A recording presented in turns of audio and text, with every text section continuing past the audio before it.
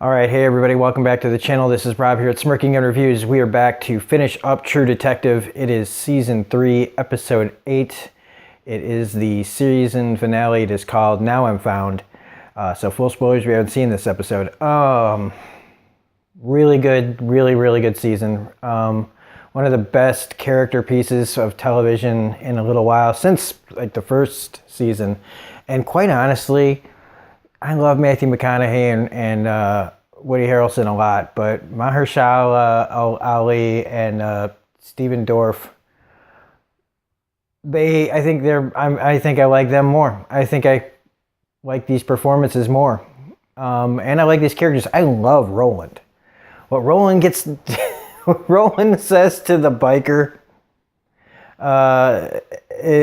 in the bar, man. Holy shit! I mean, I know what he's doing there. But anyway, before we get into all that, so yeah, it's a really great finale, and I'm sorry that I didn't do an episode-to-episode thing. I just couldn't do it. I needed to see the full picture, mostly in this, and before I commented on it. I knew going into this episode that it was for sure, like I knew it was Michael Rooker in the car, or that was calling him on the phone, and I was like, Rooker's gonna be in this, cool. And he gets one scene, and god damn does he knock it out of the park. It's this scene with Rooker actually explains to me how people get nominated for awards for only having one scene in something. And I feel like what Rooker does here with just some dialogue and the way he carries himself and how he delivers the lines, oh my god. Because you think he's this big villain, and you know what? He probably is. But it doesn't mean that, you know, like, he's not guilty of this, like, or whatever. What they did ruined a lot of lives. But they never intended it to be that way. And I almost feel like, why couldn't somebody just say that, I don't know. There's so many well thought out ideas for each character explaining everybody's role in this that's why I said it's kind of hard to review in other videos, because when I start breaking it down, it takes a while to like really talk about how this all went down. So Lucy's a drug addict, right? The mother's a drug addict. She's got these kids that Hoyt's daughter looks like her dead daughter, and they pay her to come over. Now, I guess it's without the father's knowledge. Why the father would care if they go over to some rich guy's house, I don't know. I do know that, like, if they wanted to just, you know, adopt her, then that's something that, you know, you'd need to talk to the dad. But why wouldn't they just talk to the dad? These are wealthy people, and they don't seem to think like normal people. So I just kind of feel like, why would they feel weird about having a discussion with the father about adopting their kid? But how it all goes down with the caretaker, played by Stephen Williams, the great Stephen Williams, from who played X on the X-Files and 21 Jump Street. I love him in this, explaining everything, you know, that he was there to make sure that everything was kosher in there, sort of, not kidnapping, but the whole cover-up of the death of the brother and all this stuff, it just feels like every time I try to explain it, like, easily, it's just like when you think about all the connections, all the things that had to happen just so that this lady could have this kid and cover it all up, it is insane.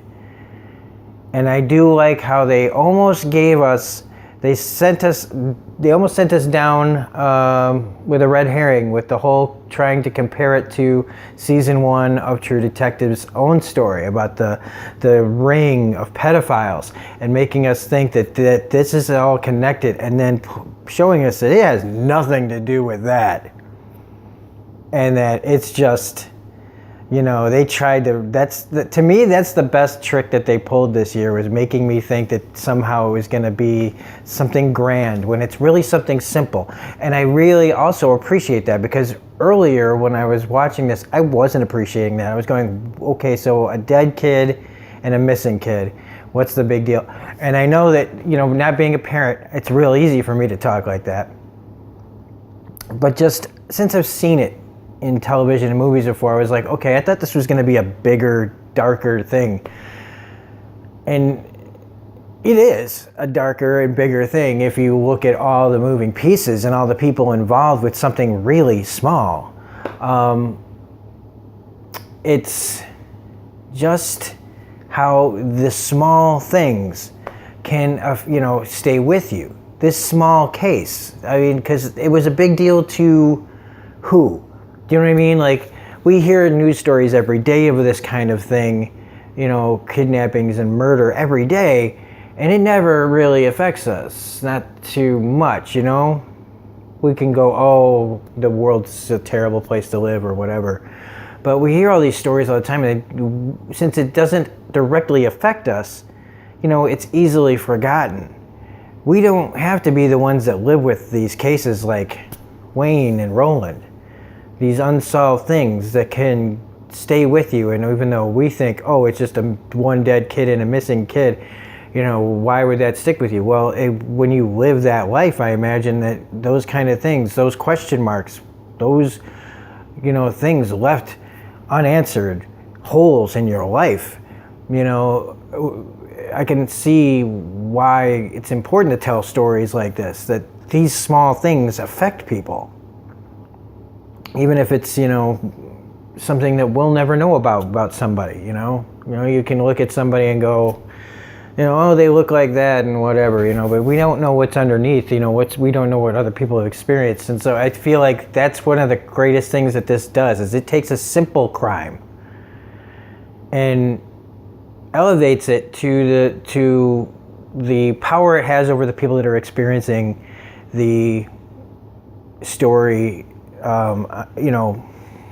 on their own, without, you know what I mean? Like, so that's why this is so hard to review, because I have so many thoughts that it's hard to just get it out there without sounding like a lunatic.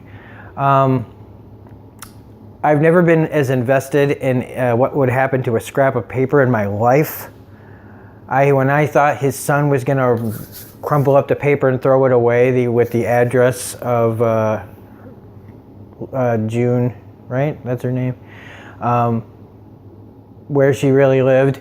That was, I was just like, oh God, because at least, okay, so he put it in his pocket, so you figure he'll look at it, he'll probably show it to Roland and more, maybe Roland can get some closure too here. The tragic part was, he gets all the way there. He gets right to the answer. He sees the answer and then loses it. Which is why I'm hoping that Roland will get that piece of paper. You have to imagine it. So I'm imagining that Roland gets the piece of paper, sees her, and if it comes up, he can tell Wayne where she is or something like that. I don't know. That whole backstory, though, that Stephen Williams tells them, wanting to die, so great, so freaking great. It is so just messed up.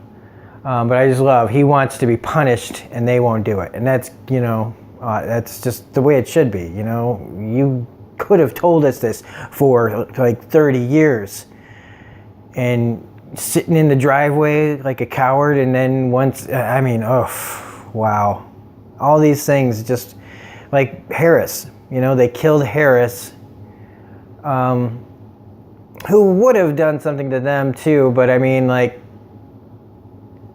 he probably didn't need to die. But all these things to cover up some rich person's, hurts my brain. What I liked hearing from the creator of the show is how Wayne, is, by the end of this, is finding himself, is learning to get that part of himself back that he was missing. And that's got to do with his wife and how You know, he had like when he says he had everything together and then he fell in love, and everything got crazy, and his whole world turns upside down, and then this crime happens and everything else. And it's just the way I really wish I could have like hear more of an explanation from the guy who created the show, because he's such a he knows how to talk. See, I don't even know how to talk sometimes, but he's very good at explaining his character's motivations way better than I am. But anyway, also the scene in the bar when Roland wants to punish himself for what they did to Harris, and says like, did she look like that before you wrote her in? Oh my God. And then, just everything out of his mouth was just great. Calling him a midget and stuff. This is my favorite thing from Stephen Dorff. I love it. I really, really love it. Look, I've always liked Stephen Dorff on some level, but this is something else. And Mahershala Ali, holy God, he's gonna come on. These guys are both getting nominated, right, for Emmys. And the actress who plays his wife, geez Louise, man, she reminds me of somebody else, and I can't remember who that is. I think it was Gloria Rubin. I think she reminds me of a little bit from ER and Mr. Robot, but I know that's not her. But her acting, holy crap, just so phenomenal. And like I said, I can't say enough good things about this show. I'm sorry that I didn't do it episode to episode, but this last shot of him going into the woods and everything, just so like, ugh. This show is like the perfect cop show, in my opinion. Like, this is the Wire of detective shows, and I just hope that if they do come back with a season 4, they just keep on this way that they've got it. So anyway, that's True Detective Season 3. It is fantastic. It is really, really good. It is heartbreaking. It is so heartbreaking at times, but also funny and moving and well thought out. And just, God, dude, those two actors, man, they just really killed it. And I also want to give shout outs, a special recognition to the girl who played Lucy, the wife. Now, like, seeing the whole picture, I can understand so much more of like their performance that might have been unexplainable, or like maybe I thought that they weren't acting as well as they could, or I didn't understand the choices they were making. And the guy from *Halt and Catch Fire* that played the dad, I know he's got that weird name too, and it's escaping me. Scoot McNairy as the dad, really, really, really good in this as well. He was a phenomenal actor. And even the villains, of course, you get guys like Brett Cullen who can play assholes in their sleep. And so, I don't know. It's just all around, everything's great. I just love that it ends happily, sort of. I like that these guys are going to be like roommates. And, the last thing I'm going to talk about is his reveal, like where his illness actually helps him solve the crime, like the final mystery. Reading the book, putting things together. I figured it out that she was still alive when the little girl ran into them at the convent, and I went, that kid looks just like her. And then the dad calls her Lucy, and I go, oh, well, that's her kid. That means she's not dead. And I just, but still, the way that they pulled that scene off where she's dead, talking in his memories, hearing her, seeing her, I would assume like the Alzheimer's or whatever dementia he's got is somehow actually helping him for a change. I thought that was done so fucking great. Everything in this episode was done so great. And like the tension that they had at the beginning with Michael Rooker, like, I didn't know it was good. I mean, he makes it to be an old man, but there's still something like wrong with that scene where you just feel like he can't die, but what's going to happen?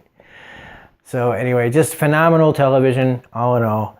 And I can't now, it's like, again, I want more, but I gotta learn to be satisfied and hope that when and if there is a season 4 that they, like I said, carry on this tradition of excellent storytelling and great characterization and great acting. Kudos to Nick, the guy who makes this show. I'm not going to try to say his long ass name, but damn, and all the directors and everything that were involved. Daniel Sackheim did some of this. He's just been directing forever. So anyway, just look out, Emmys.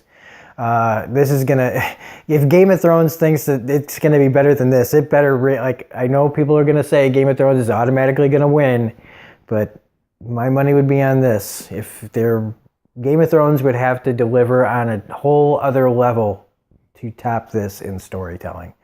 So anyway, this, if you like this review, please hit the like button, comment, share, subscribe, all that rigmarole. Otherwise, this is Robert Smirking Gun Review saying have a great night, and we will see you next time.